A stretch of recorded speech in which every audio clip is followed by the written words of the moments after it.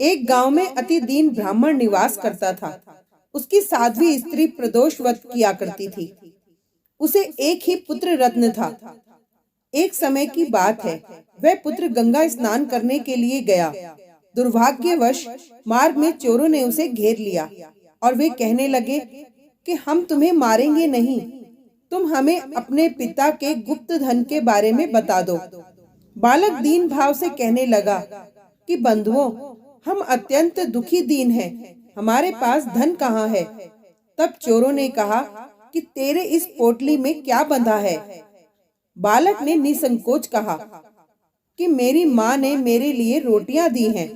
यह सुनकर चोरों ने अपने साथियों से कहा कि साथियों, ये बहुत ही दीन दुखी मनुष्य है, अतः हम किसी और को लूटेंगे। इतना कहकर चोरों ने उस बालक को जाने दिया। बालक वहां से चलते हुए एक नगर में पहुंचा। नगर के पास एक बरगद का पेड़ था। वह बालक उसी बरगद के वृक्ष की छाया में सो गया। उसी समय उस नगर के सिपाही चोरों को खोजते हुए उस बरगद के वृक्ष के पास पहुंचे और बालक को चोर समझकर बंदी बना राजा के पास ले गए। राजा ने उसे कारावास में बंद करने का आदेश दिया। ब्राह्मणी का लड़का जब घर नहीं लौटा, तब उसे अपने पुत्र की बड़ी चिंता हुई। अगले दिन प्रदोष व्रत था। ब्राह्मणी ने प्रदोष व्रत किया और भगवान शंकर से मन ही मन अपने पुत्र की कुशलता की प्रार्थना करने लगी। भगवान शंकर ने उस ब्राह्मणी की प्रार्थना स्वीकार कर ली। उसी रात भगवान शंकर ने उस राजा को स्वप्न में आदेश दिया कि वह बालक चोर नहीं है, उसे प्रातः काल छोड़ दे, अन्यथा तुम्हारा सारा राज्य वैभव नष्ट हो जाएगा। प्रातः काल राजा ने शिवजी की आज्ञा अनुसार उस बालक को कारावास से मुक्त कर दिया।